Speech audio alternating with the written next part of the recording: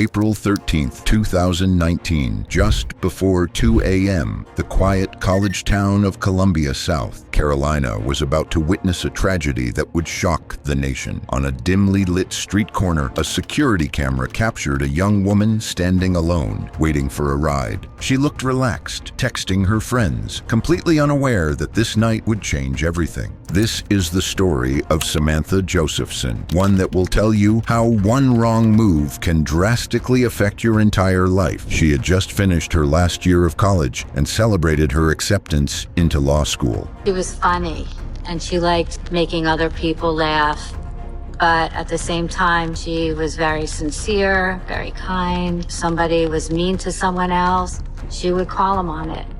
And I think that was the budding lawyer in her. Puts her mind to something, she could do it. I was very happy for her, very proud of her. She worked hard and she got the fruit of her labor. Her friends described her as bright, full of life, and cautious, always thinking ahead. Exhausted from a night out celebrating her achievements, Samantha stepped outside to call an Uber home. She thought she was being smart, taking every precaution. She'd come down here from Robbinsville, New Jersey. She was about to finish up and was getting ready for graduation in May. She was getting ready to get into law school, and they were kind of throwing her a little party for getting into law school. She was tired.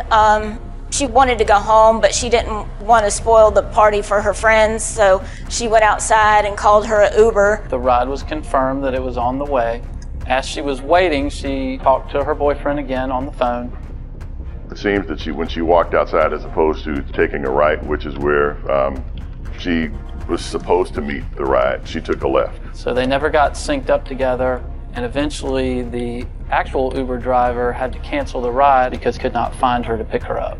She's still looking for the ride. She doesn't realize that it's been canceled at this point. There were several other ride shares that came by. She walked up to the car, tried to approach it as if it was hers, and then quickly realized it was not hers. She then goes back over to the corner, to the curb, and stands there and continues to wait. Seconds later, a dark-colored Chevy Impala pulled up to the curb. Samantha, thinking it was her Uber, got in. What she didn't know was that the real Uber was a dark-colored Dodge, and the Impala had been circling the area for over 15 minutes. Through the security camera, the car drove away with its darkened windows, and it drove away in the wrong direction. So it wouldn't have taken very long for her to recognize he was not driving in the direction of her apartment. He has the child locks on. She cannot open the door. She cannot roll the windows down. They are on and locked. Samantha's friends later assumed she had gone home or stayed with another friend. When she didn't show up for her job at a local restaurant the next day, they began to worry and tracked her phone. They assumed that she had gone somewhere with a friend perhaps and went to bed for the night. When they awoke the next morning and saw that she still was not there, that's when they began to worry and attempted to try to find her. She worked in a local restaurant here in Columbia, and she was due to work that morning and never missed work, was never late for work. Continue to try to call Samantha. She hasn't answered. 20 calls, 20 FaceTimes. There's not really much else I could do at that point other than call it a night. I'm probably freaking out for no reason. You'll talk to her tomorrow, and there'll probably be a very funny explanation for all of it. They discovered that her phone had stopped tracking and went to the Bird Dog Bar to get the security footage. That's when they saw the last footage of their friend, and a police investigation was launched. I just kind of froze. Right away, I called Seymour. I said, get home. We're going down there. I cannot tell you why I felt that urgency. It was a gut feeling that I need to get down to my baby. Later that afternoon, around 2 p.m., police received a call from New Zion, a small town east of Columbia. Two turkey hunters were heading back to their car when one of them noticed something unusual among the trees. As he got closer, he realized it was a young girl. She matched the description of Samantha. Sadly, when she was found, she had suffered severe injuries that left her almost unrecognizable. Throughout the morning and afternoon, police continued to gather evidence as as they worked to get a murder warrant on Roland. Just before 7 Saturday, Columbia police held a press conference announcing the charges against Roland and revealing for the first time publicly what they think happened in the hours after the killing. The discovery shifted the investigation into overdrive. Detectives scoured the Rosewood neighborhood where Samantha's phone had last pinged, but found nothing. Frustrated, they returned to 5 Points. On the way back, they spotted a black Chevy Impala that matched the description perfectly. Dispatch was informed and officers prepared to pull it over. When the car stopped, officers approached. The driver, later identified as 24-year-old Nathaniel Roland, appeared nervous. The officer suddenly ordered Roland ran, sprinting into the street. All right, here's the deal, man. I pulled your car over because it matches the suspect. Get your hand in your pocket. What are you, crazy? Get over here. Hey, get over here! Officers shouted after him, warning that a K-9 would be released. Go and run it! Hey, I'm gonna release the dog! Roland ran, wearing gray sweatpants and a sweatshirt, but didn't get far. He was caught and restrained on the roadside. Stand up. You got anything else on you? It's your ID. What's your name? Oh, I got you. You don't have ID? While Roland was taken into custody, another officer searched his vehicle. At first, they expected to find marijuana. Instead, they discovered Samantha's pink phone, a set of keys labeled room, and a student USB drive. Clearly, they belonged to a young woman. Then came a chilling discovery. The seats, headrests, and doors were all stained, turning the car into clear evidence that something terrible had happened there. That's a pink iPhone. Pink keys with a USB drive. Did you good for students? Right, yeah. And the keys labeled room. Yeah. So it's kind of weird. Roland was brought in for questioning. Investigators urged him to cooperate, challenging him to show remorse, but he refused to speak, sitting in silence. His cold detachment only fueled suspicion. Nathaniel. Oh, it's me. Huh? You been asleep? When's the last time you went to sleep? If you're too sleepy to talk to me and too tired to talk to me, I want you to tell me. Someone did, what's that talking? You don't feel like talking? Someone did, what do you? Well, I'm just going to be honest with you. I think there's information that you could provide to us that would be very helpful. I think you need to. You don't have anything to say? I challenge you to think hard about the last couple of days. I challenge you to tell the truth. I challenge you to show some remorse. I challenge you to do that. It'll be your benefit. Out of respect. Detectives later spoke with Roland's girlfriend, Maria Howard. She mentioned that on the night Samantha went missing, Roland had been away from her home for several hours. The next morning, she noticed his car carried a strong scent of cleaning products. When she asked, he casually explained that he had just cleaned it. The room is set up as a camera. The camera is set up for audio and video recording. Okay? We just want to get some information from you. Okay? So you got any idea where we're at now in a day? What date or day we're talking about now? The 28th was that Thursday, I think. They picked me up from work that night. So we talked for a little bit in the bed until I fell asleep. But he slept there and stayed there that night? Alright. Next morning you gotta go back to work or you dropped it in? I gotta go back to work. What's that? I had to be working 7 o'clock. So you took you to work then? Okay. It was late. I think it's late. Probably was late. He must have got up and left. He came back and took me to work. Okay, what time do you think you fell asleep? Around 1:30. During a search of her home, investigators found paper towels, cleaning supplies, and some of Roland's clothes that raised suspicions. They also discovered a multi-tool linked to the case, believed to have played a role in what happened to Samantha. Forensic analysis of the Impala revealed shoe impressions on the back windows, proof Samantha fought desperately to escape. The case left little room for doubt. Investigators revealed that Nathaniel Roland had tricked Samantha into his car by pretending to be her Uber driver. Once inside, the doors were locked, and when she resisted, things turned tragic. Roland then drove nearly 70 miles to New Zion, where Samantha's body was later found. In court, the jury reached a unanimous decision, finding him guilty on all charges, including kidnapping and murder. His sentence was life in prison with no chance of parole. The trial of Samantha's case then began. Inside the courtroom, the trial unfolded like something out of a crime crime drama. Reporters described how prosecutors and the defense gave their opening statements. The prosecution laid out a straightforward story. Samantha Josephson had simply gotten into Roland's car, thinking it was her Uber. The defense, however, argued that there was no solid evidence tying him directly to her. We'll proceed now to opening statements from the state. Ms. Bennett, Ms. Good, Mr. Pillinger, ladies and gentlemen of the jury. March 28th, 2019 was supposed to be a celebration.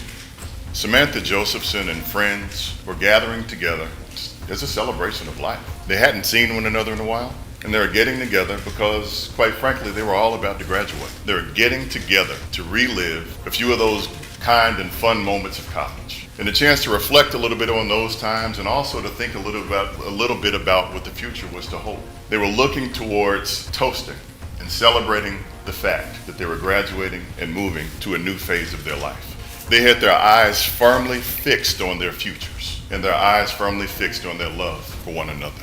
But what they didn't realize, what they could never have realized, is that the defendant, Nathaniel David Rowland, had his eyes firmly fixed on Samantha Josephson. He had his eyes fixed on Miss Josephson as she walked outside the Bird Dog Lounge in 5 Points, alone. As she walked outside, as she had ordered an Uber ride, alone. As she stood there alone waiting on that Uber, he had his eyes firmly transfixed on her as she waited for that Uber ride to arrive. We believe that the simple explanation is that Nathaniel David Rowland kidnapped Samantha Josephson. We believe that the simple explanation is that Nathaniel David Rowland murdered Samantha Josephson. And we believe the simple explanation in this case is that Nathaniel David Rowland possessed a weapon during the commission of a violent crime. And we believe those things because it's not only the simple explanation, but it's the right explanation. And ultimately, after you hear all of the evidence in this case, we'll be asking that you return a verdict of guilty of all counts because he is indeed guilty in all counts. Thank you for your time. Thank you for your patience. Video footage was played for the jury, showing Samantha getting into the back seat of the car in the early hours of March 29, 2019. Prosecutors pointed out that the car's child locks were engaged, meaning the back doors could only be opened from the outside. 5 witnesses were called to the stand, including Samantha's boyfriend, who testified that they had been in constant contact until she suddenly stopped responding that night. I would say that we kept in touch more than the regular couple, texting, hey, like, what are you doing? Like, even small things like, oh, what'd you have for lunch? We were always in contact. I remember just having a gut-wrenching feeling. My stomach collapsed, and the room is very quiet. The reality of a kidnapping, it starts to really sink in at that point. Your mind starts to come up with crazy scenarios. The Uber driver scheduled to pick her up also took the stand, explaining how he tried calling her multiple times, circled the block, and waited, but she never appeared. I called her while I was on the way there, but she never answered the phone, so I circled around the block. I always give them like about 5 or 10 minutes, because, you know, they be here and there. They don't really be at the spot where they're supposed to be. Okay. So I rode around for a minute. I called her again. Nobody answered the phone. And then once you get to your destination, after so many minutes, it'll come up as cancel your ride if your rider didn't show up. Okay. And so when I was riding, I waited. The cancel thing showed up. I think I circled like 2 or 3 times. Okay.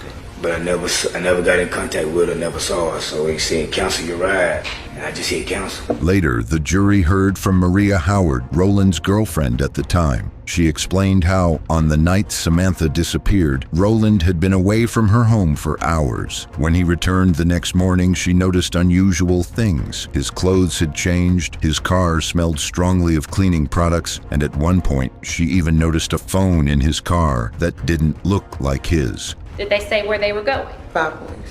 Was that unusual for him to go to 5 Points? No. When he left, what car did he leave in? His car, the Impala. What, if anything, did you say to him? Why would you drive that car with blood in it? Any response? No. Do you remember what time they left? It was early morning. What do you mean by early morning? It was after 12 o'clock, so it was another day. Do you know exactly what time? No. Okay. And let me ask you this. What, if anything, was he wearing when he left to go out with his friend? He had changed clothes and put on a gray Puma sweatsuit. Did you see him change clothes? No. And I want to ask you, what, if anything, did he have in terms of a phone when you saw him on Friday? It was a phone in his car, and I asked him where did he get it from because it looked like a female phone. And why do you say it looked like a female? It was a rose gold iPhone, and it was in perfect condition. All right, and where was it located? It's a button that you mash and the radio thing go up. It was in there. So is there like a holder or something beside? Yes, ma'am. All right, and so that's where it was? Yes, ma'am. Did you ask him where that phone was from? I asked him where did he get it from. What did he tell you? He found it. And you stated again, what kind of condition was it in? It was in perfect condition. Did it look like it'd been dropped? No. Did it look like it'd been in the dirt? No. Further evidence presented in court showed that Roland had attempted to sell Samantha's rose gold iPhone the very next day. Surveillance footage also revealed him wearing the same hoodie, later captured on ATM cameras, where he tried withdrawing money with her debit card. That hoodie was eventually found discarded in a trash bag, another piece linking him back to the crime. Piece by piece, the testimony built the timeline, showing how what began as an ordinary night out quickly spiraled into something no one could have imagined. When Nathaniel stood before the judge for sentencing, he maintained his innocence. He said, "This is painful, but not nearly as painful as the suffering by the Josephson family. Is there anything you would like to say?" Your Honor, I know I'm innocent, but I guess what I know and what I think really doesn't matter. I just wish the state would have done more in finding out who the actual person was, instead of being satisfied with detaining me and proving my guilt. I feel like if they would have done further research in certain areas, that's all I got. But the judge didn't see it that way. Calling him a person without remorse, the court sentenced him to life in prison for Samantha's murder. And sentencing in this case is not difficult. The sentence in this case is easy, though painful it may be. Sentence of the court for murder is that you be committed to the State Department of Corrections for life. Any other sentence that can be imposed will be current with life. Since you only have one life, that sentence must be served for the remaining days of your natural life. That's the sentence of the court. Since then, Samantha's family has worked to make sure no one else faces what she went through. They created the What's My Name Foundation, reminding riders to always ask drivers a simple question before getting into a car. What's my name? At Samantha's graduation ceremony, her classmates honored her by saying in unison, "My name is Samantha Josephson." Her legacy now lives on as a life-saving message. That was Samantha Josephson's story, one that reminds us all to stay cautious. If you want to join us as we uncover more cases like this, hit subscribe and tap the bell icon to be part of the community.